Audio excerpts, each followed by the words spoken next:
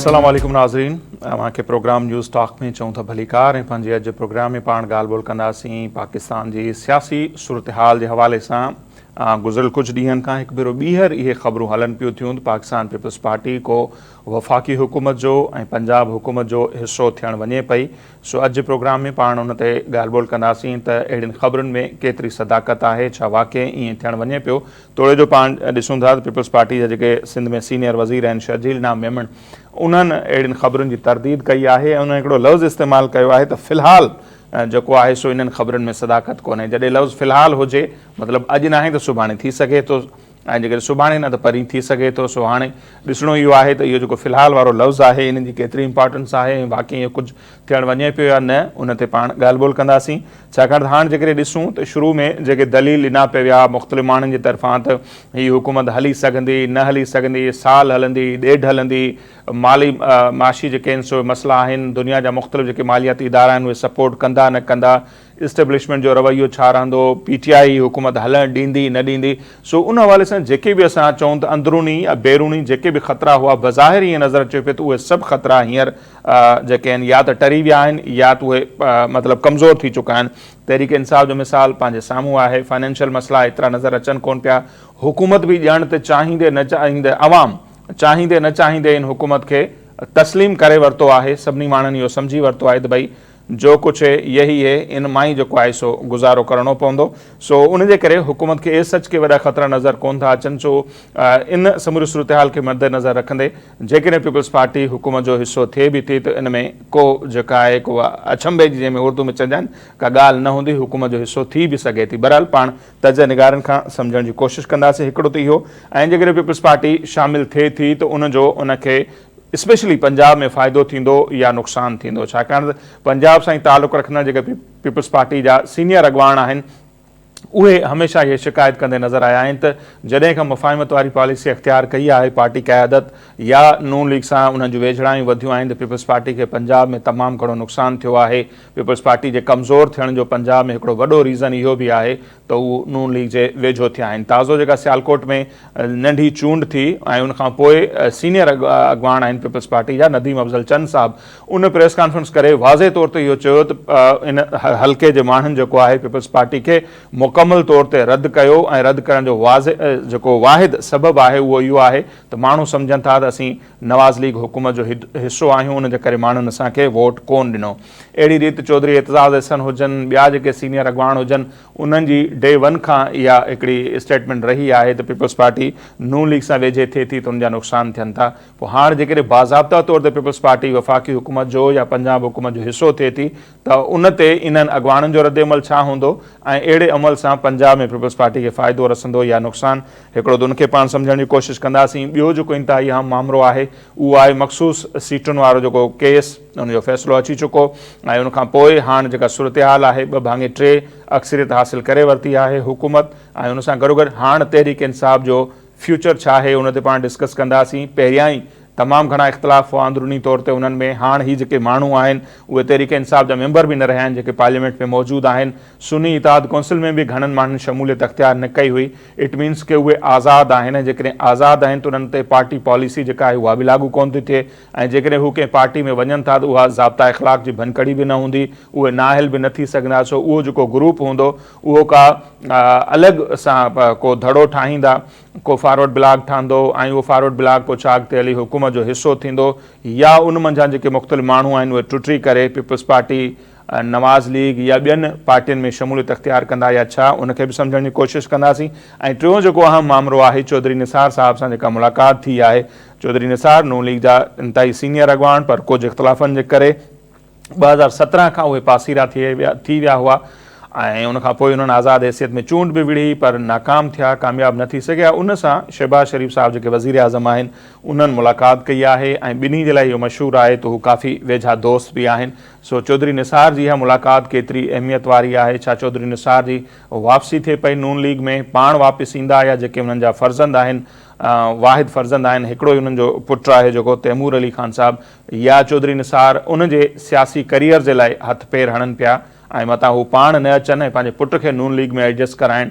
सो इहो छा मामिलो आहे, छा सूरत हाल आहे, उनखे बि सम्झण जी कोशिशि कंदासीं। हींअर सीनियर सहाफ़ी ऐं तर्ज़ निगार आहिनि वक़ार सती साहब, उहे असां सां टेलीफोन लाइन ते मौजूद आहिनि, उन्हनि सां पाण ॻाल्हि ॿोल करियूं था। वक़ार सती साहब, बहुत शुक्रिया सर, आपने हमारे लिए वक्त निकाला। ये 2-3 दिन से खबरें चल रही हैं वक़ार साहब कि पीपल्स पार्टी अब वफाक और पंजाब हुकूमत का हिस्सा बनने जा रही है, तो माशाल्लाह आपसे हम चाहेंगे, आप माशाल्लाह बाखबर सहाफ़ी हैं, इन खबरों में आपको कितनी सदाकत नज़र आ रही है? क्या पीपल्स पार्टी इस बात पर रजामंद हो गई है कि बाज़ाब्ता तौर पर कैबिनेट का हिस्सा बना जाए, फिर वो वफाक हो या पंजाब? जी बहुत शुक्रिया आपका। अच्छा, ये जैसे ही हुकूमत जो है उसको कोई ब्रीदिंग स्पेस मिलती है तो स्पेकुलेशंस मुख्तलिफ कॉर्नर से आना शुरू हो जाती हैं। ये पहली दफा नहीं हुआ कि ये बातें चल रही हैं कि पीपल्स पार्टी पंजाब और वफाक में वफाकी काबीना का हिस्सा बनेगी। इससे पहले भी होता रहा है, लेकिन हाल जब हम बात कर रहे हैं इस वक्त तक पीपल्स पार्टी का ऐसा कोई फैसला नहीं है। मुस्लिम लीग नून की शुरू दिन से ये ख्वाहिश थी कि जो है पीपल्स पार्टी ऑन बोर्ड हो, लेकिन उस वक्त क्राइसिस का दौर था, चैलेंजेस बहुत सारे थे। अब तो बहुत सारी चीजें चेंज हो गई हैं, आपका सियासी डायलेमा जो है वो चेंज हो गया है। अब मेरा नहीं ख्याल कि पीपल्स पार्टी आएगी। मेरी 2-3 बड़े पीपल्स पार्टी के जो लोग हैं उनसे भी इस हवाले से बात हुई, जबकि चेयरमैन बिलावल भुट्टो जरदारी साहब ने 4-5 दिन पहले जब वो नेशनल प्रेस क्लब इस्लामाबाद आए थे तो कैटेगोरिकली उन्होंने ये कहा था कि बिल्कुल ऐसी कोई बात नहीं है और पीपल्स पार्टी का एक उसूली मौकफ ये है कि वो वफाकी काबीना में या पंजाब की काबीना में शामिल नहीं होगी, बल्कि हुकूमत का गैर मशरूत जो है वो सपोर्ट वो करेगी। अब देखें, इस वक्त वफाकी हुकूमत को 2/3 अक्सरियत हासिल है। जो उसका मखसूस नशिस्तों का सुप्रीम कोर्ट का जो फैसला है उसके बाद हुकूमत भी कंफर्टेबल हो चुकी है और मेरा नहीं ख्याल कि कोई जरूरत है इस तरीके की। उनके मुस्लिम लीग नून के अंदर अभी भी बहुत सारे जो उनके बड़े बड़े MNAs हैं या MPA वो चाहते हैं कि उन्हें वजारतें मिले। वो कई दफा इलेक्शन जीत के आए हुए, तो मेरा ख्याल है कि वो नून लीग अपने लोगों को अकोमोडेट करेगी। तकरीबन ऑलमोस्ट एक अच्छा खासा जो अरसा है वो अब वो गुजर चुका है, तो अब ये जो माशी क्राइसिस है उससे भी हुकूमत वो निकल गई है, तो अब आहिस्ता आहिस्ता लोगों को रिलीफ देने की जो है वो प्लान बन रहे हैं। और मेरा ख्याल है कि मुस्लिम लीग नून अपने अंदर जो ग्रिप है वो मजबूत करेगी, अपने लोगों को वो स्ट्रेंथन करेगी। अब वो काबीना में अगर एक्सटेंशन होती भी है पंजाब या मरकज में तो वो अपने लोगों को शामिल करेगी, पीपल्स पार्टी उसमें शामिल नहीं होगी। अच्छा, पीपल्स पार्टी के शामिल ना होने की वजह आपको क्या नजर आती है? क्योंकि जैसे आपने कहा कि अभी फाइनेंशियल प्रॉब्लम भी नहीं है, लोगों ने भी अब हुकूमत को ऐसा लगता है कि कबूल कर ही लिया है कि भाई जो कुछ है यही है, इससे गुजारा करना है, ताकतवर इदारे डे 1 से खड़े हैं। अब तो माशाल्लाह जो सूरत हाल है अपोजिशन की, PTI की, वो भी सबके सामने है, तो पीपल्स पार्टी का हिस्सा ना बनने का सबब आपको क्या समझ आता है सर? देखिए, पीपल्स पार्टी और मुस्लिम लीग नून 2 अलग अलग हकीकतें हैं, पाकिस्तान की बड़ी सियासी कुव्वतें हैं जी। और दोनों जमातें एक दूसरे के खिलाफ जो है इलेक्शन लड़ती हैं, आगे भी लड़ेंगी, पहले भी लड़ा है। दोनों के नजरियात, मंशूर, आइडियोलॉजी जो है वो एक दूसरे से बहुत मुख्तलिफ है। अब 2022 के बाद से काफी जो है वो मेस क्रिएट हो गया था। इनका जो वोटर है जो एक दूसरे का नजरियाती मुखालिफ है उसको किस तरीके से आप जो है सेटिस्फाई वो करेंगे। इस वक्त जो मुल्क के हालात हैं वो इस चीज के मुतकाजी नहीं है कि पीपल्स पार्टी आए और अपने जो उसका ऐलान करना मंशूर है उसके ऊपर अमल दरामद करे, और मुस्लिम लीग नून भी इस पोजीशन में नहीं है कि वो किसी और भी वो बड़ी वो जमात को साथ मिलाए और अपने मंशूर को कट लगाए।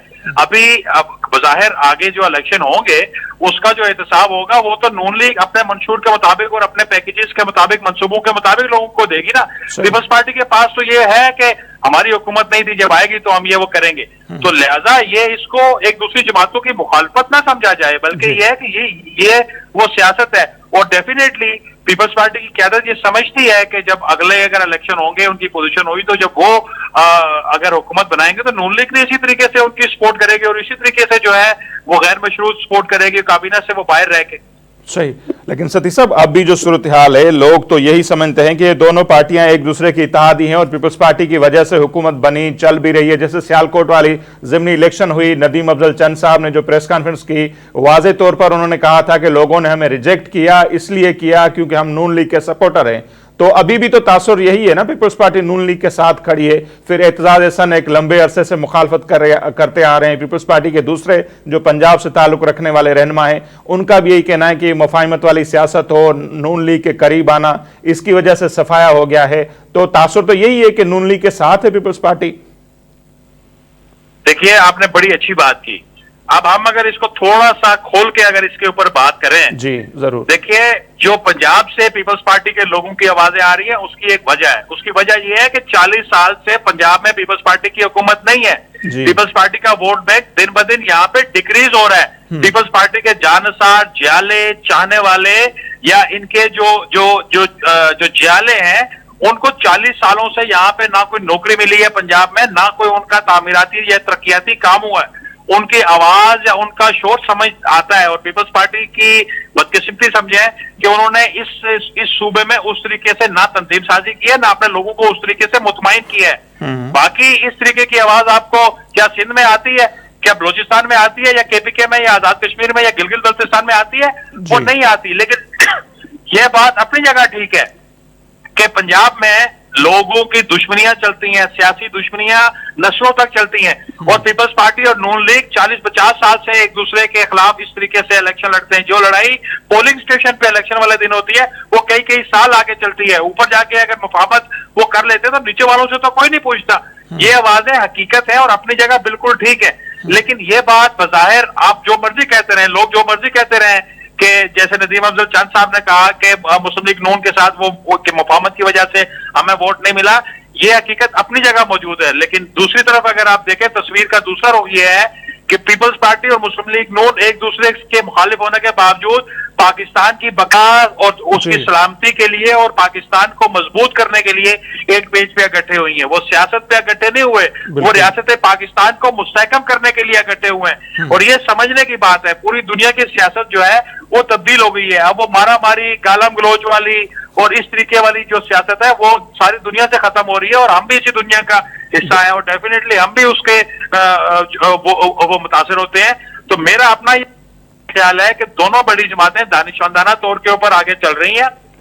पीपल्स पार्टी को पंजाब में काम कर पंजाब में अपने लोगों को स्ट्रेंथन करना चाहिए, अपनी तंजीम साजी पे तवज्जो देनी चाहिए, ये अपनी जगह मौजूद है। और ये बात भी ये हकीकत है कि पंजाब के लोगों की बहुत सारे तहफुजात हैं हुकूमत पंजाब के ऊपर, क्योंकि उनके काम नहीं हो रहे, उनको नौकरियां नहीं मिल रही। लोग इस वक्त कर रहे हैं ना कि दोनों जमातें इकट्ठी हैं, लेकिन जब आप किसी अपने वर्कर को नौकरी नहीं दे सकेंगे, किसी की और कोई जायज जो मुतालबा है, जो काम है, अगर वो नहीं करेंगे तो वो क्या समझेगा? बिल्कुल। तो लिहाजा बहुत सारी चीजें ऐसी हैं जो जिनसे आंखें बंद नहीं की जा सकती। बिल्कुल। अच्छा सर, पीपल्स पार्टी शामिल होती नहीं होती है तो चलो वक्त ही बताएगा, लेकिन दूसरी ये जो खबरें चली सतीश साहब कुछ अर्सा पहले कि जहांगीर तरीन साहब या उनके साथी ये सोच रहे हैं कि पीपल्स पार्टी में शमूलियत की जाए। यूसुफ रजा गिलानी की स्टेटमेंट भी आई कि ये खुश आइंद होगा अगर वो आते हैं। फिर हम आज़ाद कश्मीर में देखते हैं कि जो साबका वजीर आज़म है सरदार तनवीर इलियास, वो पीपल्स पार्टी में आ गए। तो इस बात का कितना इम्कान है कि जहांगीर तरीन साहब हो गए, उनके साथी, या अब जो पीटीआई वाले जो आज़ाद अब तस्वर किए जाएंगे सुप्रीम कोर्ट के इस फैसले के बाद, उनमें से कितने लोग आपको लगता है कि पीपल्स पार्टी ज्वाइन कर सकते हैं?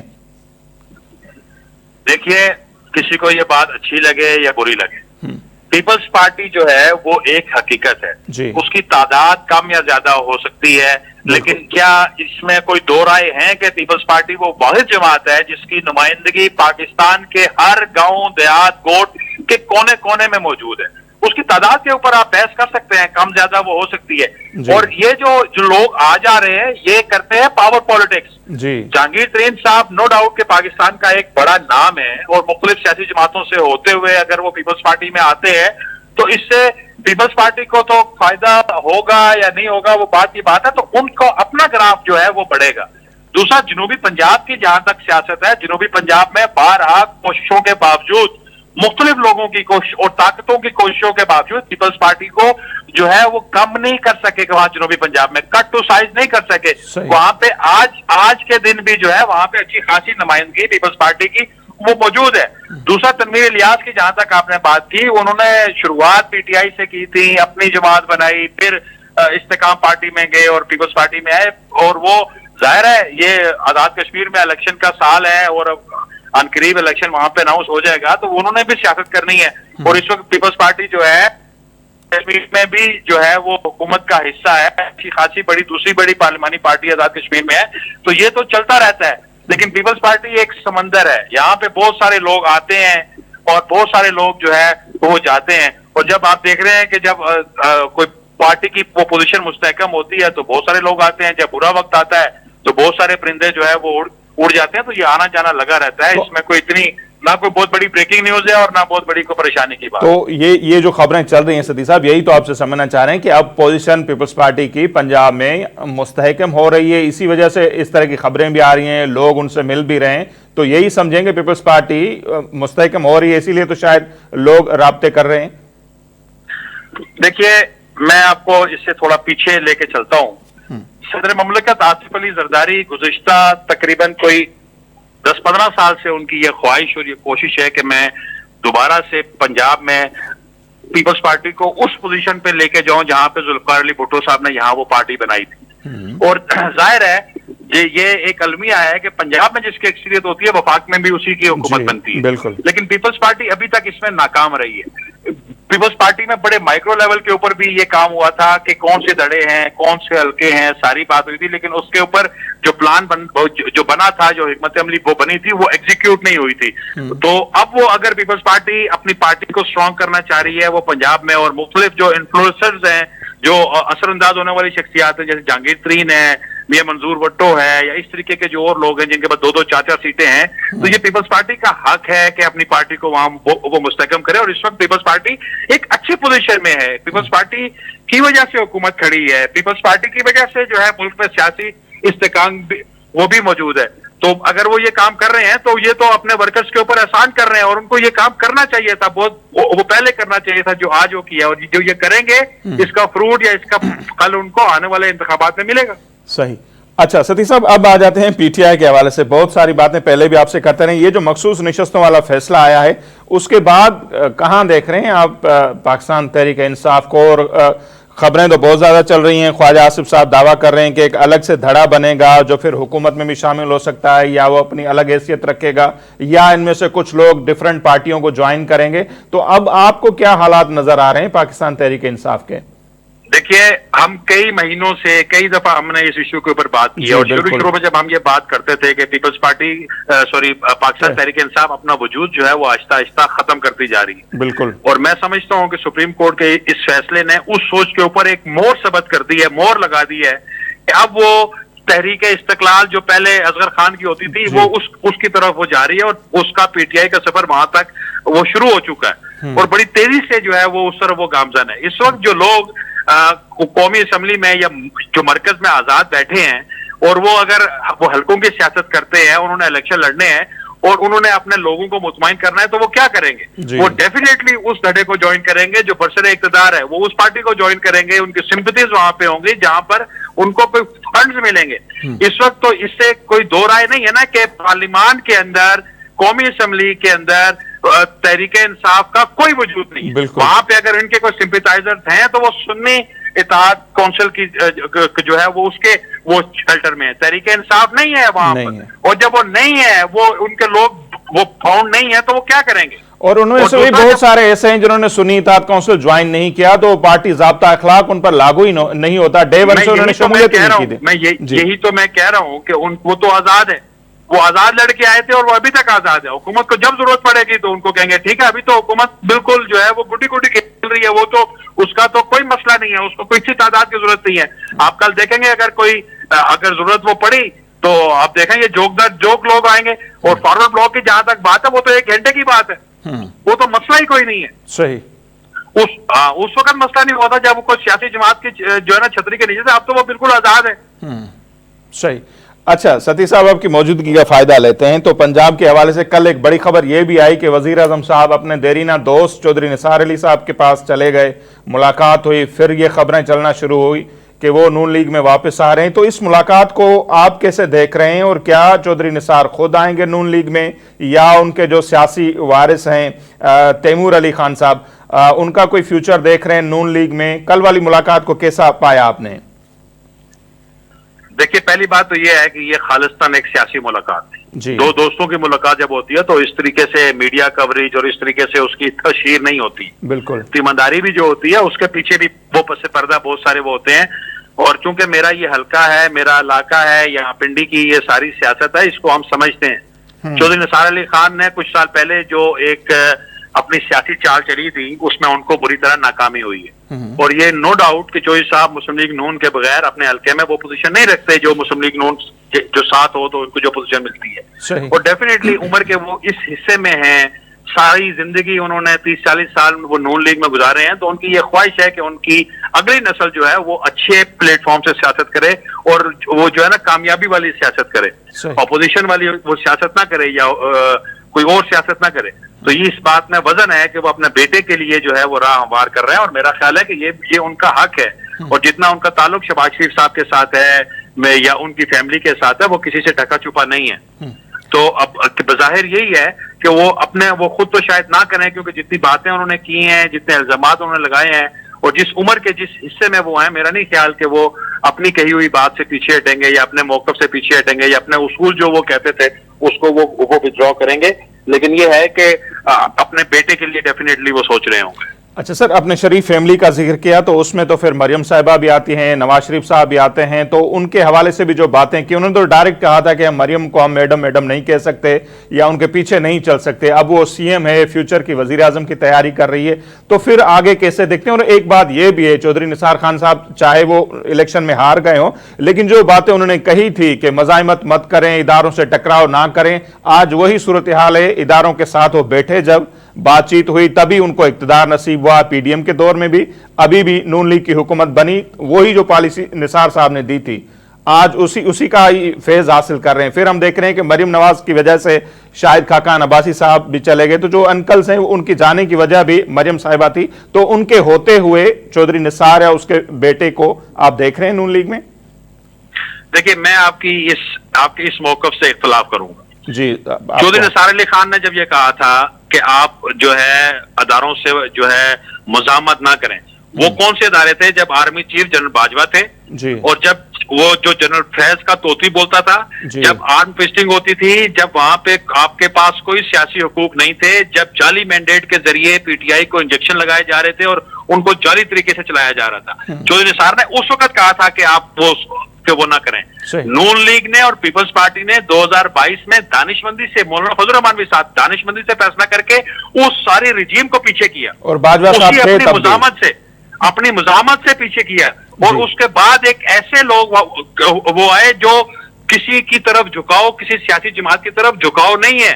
आज के जो अदारे हैं, आज की जो शख्सियात है, आज की जो एस्टेब्लिशमेंट है, क्या वो किसी एक सियासी वो जमात की तरफ है? नहीं, वो पाकिस्तान की तरफ है और सारी सियासी जमातें पाकिस्तान की बेहतरी के लिए काम कर रहे हैं। ये चौधरी निसार का ये वाला उस वक्त का मौकफ जो था वो बिल्कुल गलत था। उस वक्त वो जनरल फैज के जो रजीम थी उसको सपोर्ट कर रहे थे। सही। और दूसरी बात, जो मरियम की जहां तक आपने बात की, देखें सियासी जमातों के अंदर भी धड़े होते हैं और जरूरी नहीं है कि जो लोग नवाज शरीफ के साथ रहे हैं वो मरियम के साथ भी हों, वो शहबाज शरीफ के साथ भी हों। मिसाल के तौर पर हम देखते हैं कि पीपल्स पार्टी में जब जुल्फिकार अली भुट्टो थे उस वक्त जो उनके साथ थे, जब बीबी आई तो बीबी के साथ वो लोग नहीं थे जी। फिर जब बीबी शहीद हो गई तो जरदारी साहब वो जब तक वो पार्टी की सरबराही करते रहे, जो लोग बीबी के साथ थे वो जरदारी साहब के नहीं थे। उसमें कई नाम आपके सामने, नाहिद खान समेत कई लोग मौजूद हैं। और फिर जो लोग जरदारी साहब के साथ थे आज वो बिलावल भुट्टो साहब के साथ नहीं है। तो ये तो अपनी ज़हनी हमांगी है कि आप किसको अपने किचन कैबिनेट में रखते हैं, आप किससे मुशावरत करते हैं। तो जरूरी नहीं है कि अगर नवाज शरीफ और शहबाज शरीफ चौधरी निसार से अगर मुशावरत करते थे तो मरियम बीबी भी उनसे करें। ये सारी दुनिया में ऐसे ही होता है और इस तरीके को हम इसको इख्तलाफ नहीं कहना चाहिए। हमें पार्टियों के अंदर इख्तलाफ होता है, धड़ेबंदी होती है, ग्रुप बंदी होती है, अपना अपना मौके होता है, लेकिन जब फैसला हो जाता है तो सारी पार्टी स्ट्रेंथन होकर उस फैसले को ऑन करती है और यही चला आ रहा है। ठीक, बहुत शुक्रिया वकार सती साहब, आपने हमारे लिए वक्त निकाला। नाज़रीन, वकार सती साहब सीनियर सहाफ़ी, तजनिगार, उन्होंने मौक़िफ़ हमारे जो साम्हूं आहे पीपल्स पार्टी जी शमूलियत थींदी न थींदी उहो ऐं पीटीआई जो फ्यूचर, गॾोगॾु चौधरी निसार ऐं उनजे ख़ानदान जो नून लीग में हाणे फ्यूचर छा आहे उन ते पाण ॻाल्हायोसीं। पर हिते वक़्तु पियो अक्सर ब्रेक जो ब्रेक वठंदासीं, वापसि ईंदासीं ऐं हिन समूरी सूरत हाल ते पाण अञा वधीक ॻाल्हि ॿोल कंदासीं।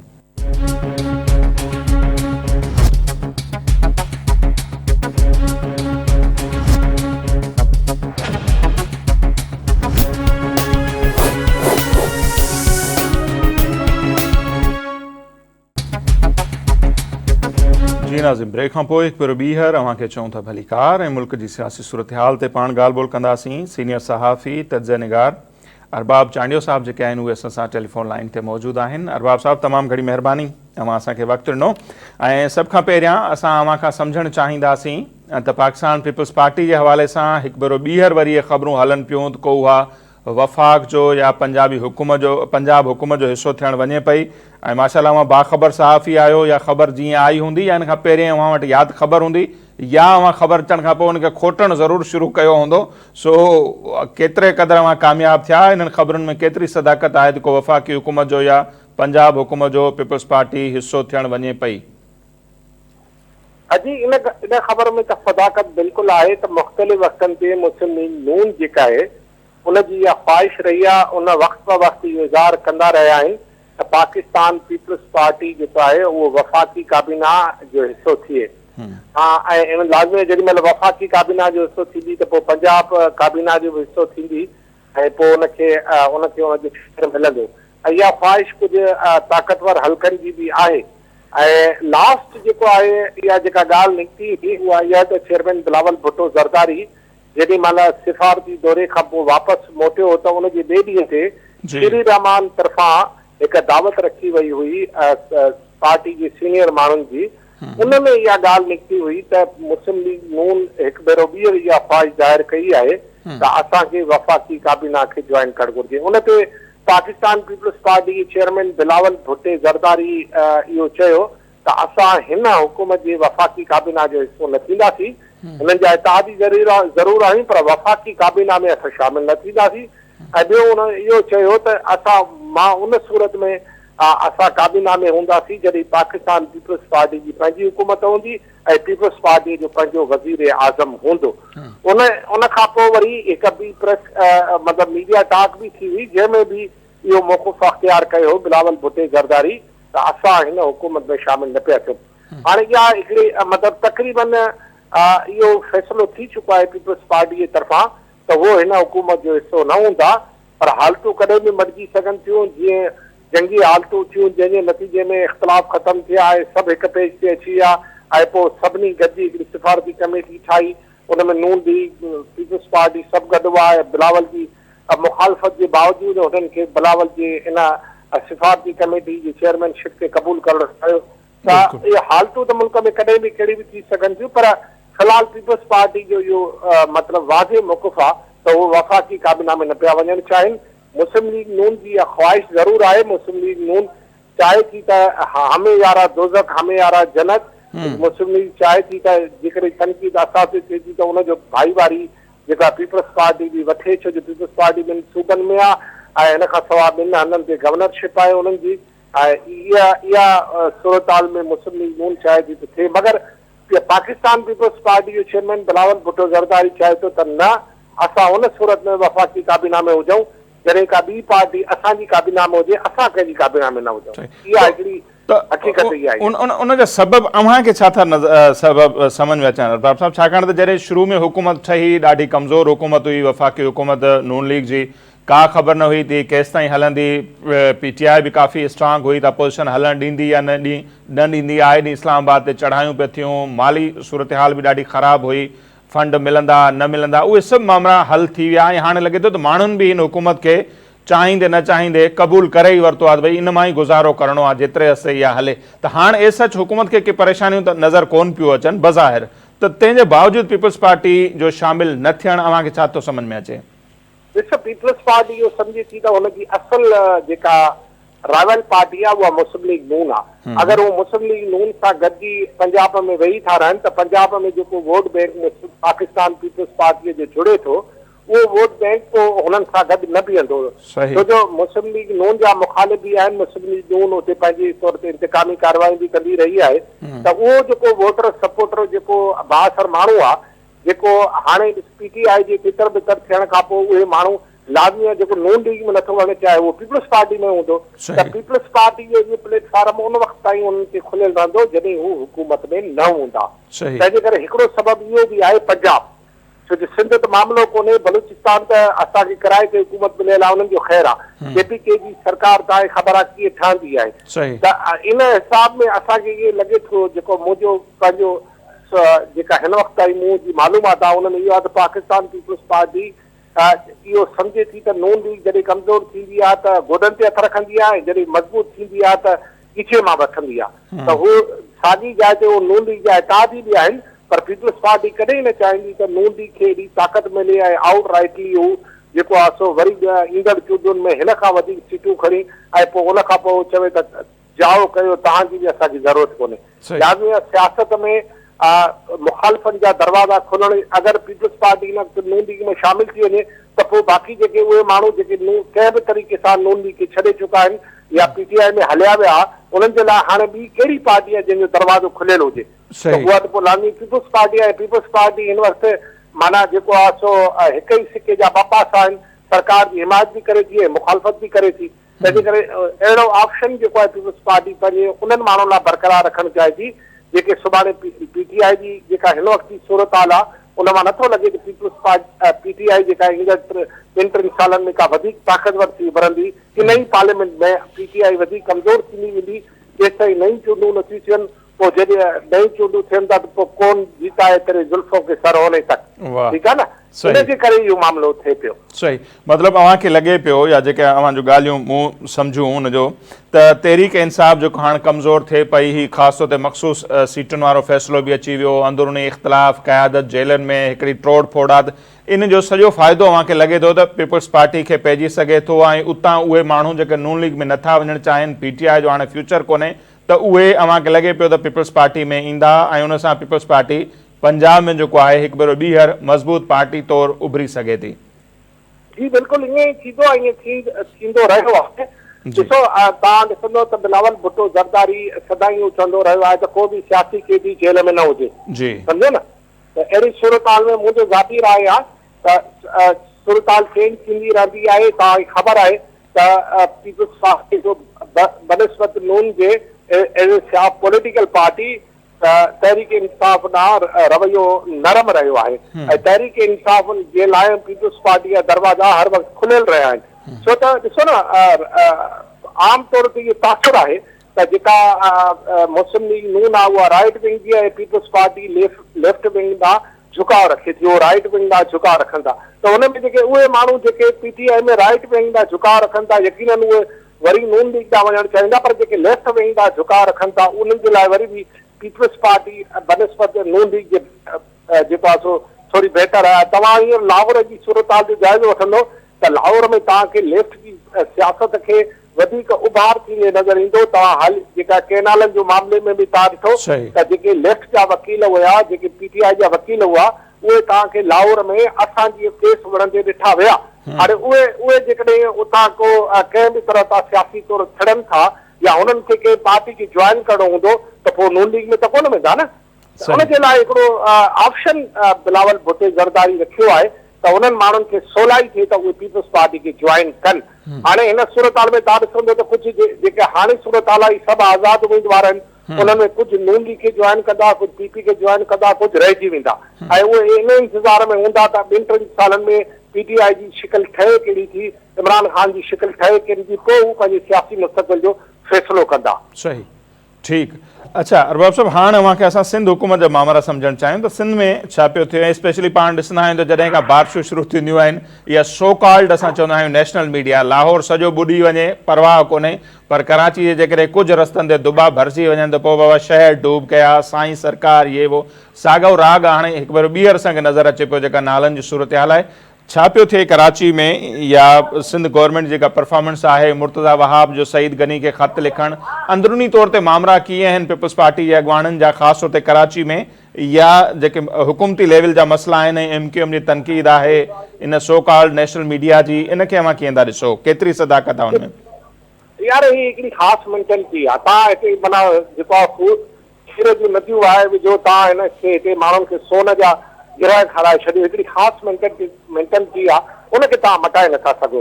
असल में छा आहे त परसेप्शन हिकिड़ो ठाहियो आहे त कराची माना तबाही, कराची माना गटर, कराची माना गंद, कराची माना पोइ बि सॼे मुल्क मां माण्हू ईंदा कराची हिते। अचनि हिनजे करे था हाणे माना गारियूं बि ॾियनि था ऐं खाइनि बि था। हे उहा ॻाल्हि अथव गारियूं बि ॾियनि था ऐं खाइनि बि था।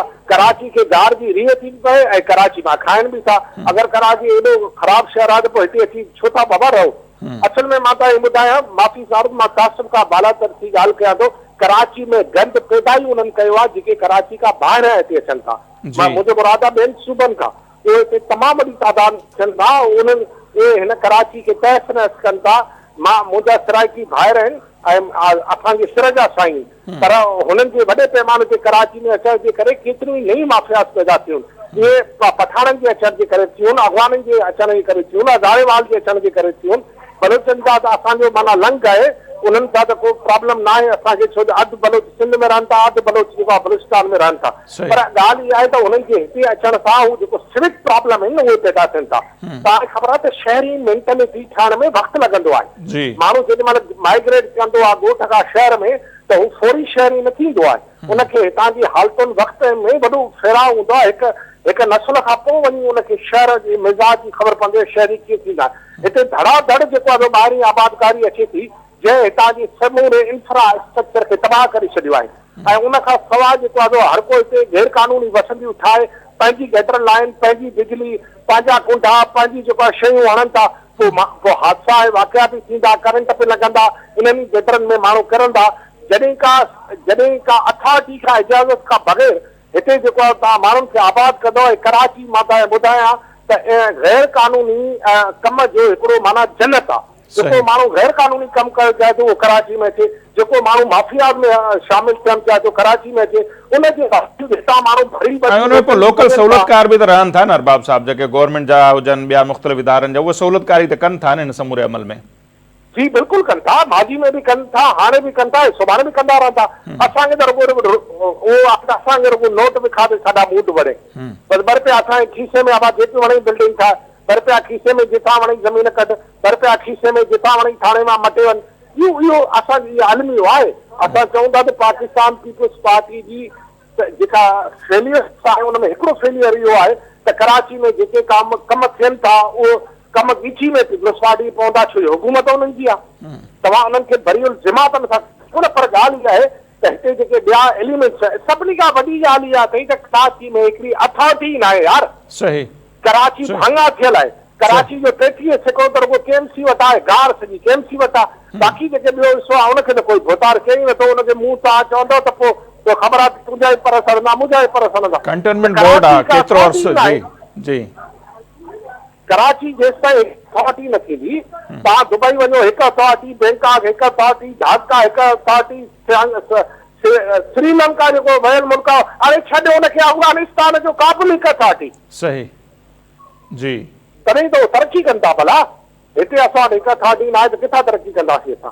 ऐं पोइ इहे सवाल उथंदा जेकॾहिं गटर लाइन मिसाल ॻाल्हि अरबाब जांडे जी हद में जेको आहे सो ख़राबु आहे, गार वरी बि जेको आहे सो गोपान खे पवंदी, बाबा हिन ईअं कयो। अरे बाबा ईअं थोरो ई आहे यार, माण्हुनि खे हदुनि जी ख़बर बि न आहे। तंहिंजे करे कराची जो इहो अलमियो कराची अॼु हिकिड़ी साइकी आहे, हिकिड़ी साइकी आहे जेका वेठी आहे, जंहिंखे इहा नंढे इलाइक़ो खां सेखारियो वियो आहे त कराची में माना कराची माना गंद, कराची माना गटर, कराची माना रोड टुटड़, कराची टकर, कराची माना फलाणो। तंहिंजे करे उहो साइकी मेंटेलिटी नंढे इलाइक़ो खां जुड़ी थी वई ऐं उहा इदारनि में मौजूदु आहे। उतां इदारनि खां पोइ उहा लैंड करे थी। ठीकु आहे अरबाब साहब, वॾी महिरबानी अमां असांखे वक़्तु ॾिनो। अरबाब चांडियो साहब सीनियर सहाफ़ी, तजज़िया ऐं हुनजो मौक़िफ़ अमां जे साम्हूं आहे कराची सूरतहाल जे हवाले सां बि। ऐं नो डाउट हज़ार जेके आहिनि सो मसइला आहिनि उनखां इनकार कोन थो करे सघिजे ऐं जेका बैड गवर्नेंस आहे उनखां बि इनकार नथो करे सघिजे। पर खोड़ अहिड़ा मसइला आहिनि जेके थियनि बि थिया ऐं सुठा बि आहिनि, बहरहाल उहे बि पोइ इन्हनि मसइलनि जे करे दॿिजी वञनि था। सो ओवरऑल वरी बि ज़िम्मेवारी त हुकूमत जी थिए थी, सो उन्हनि खे पंहिंजी परफॉर्मेंस खे बहितर करिणो ई पवंदो। बाक़ी जेका सूरत हाल आहे पॉलिटिकली उहे ॻाल्हियूं अव्हां जे साम्हूं आहिनि। सो हींअर ताईं पीपल्स पार्टी त डिनाए करे पई ऐं ॿई जेके अॼु जा असांजा महिमान हुआ उन्हनि जो मौक़िफ़ इहो ई आहे त पीपल्स पार्टी जो को मूड न आहे त हू वफ़ाक़ी हुकूमत जो या पंजाब हुकूमत जो हिसो थिए। बहरहाल ईंदड़ ॾींहंनि में साबित थींदो त इन्हनि तज्ज़ियनि में ॻाल्हियुनि में केतिरी सदाकत आहे ऐं पाण हुन ते ॻाल्हाईंदा रहंदासीं। अॼु असांजो इहो प्रोग्राम हिते पंहिंजी पुॼाणी ते थो पहुचे। असां ईंदा इजाज़त, अलाह निगहबान।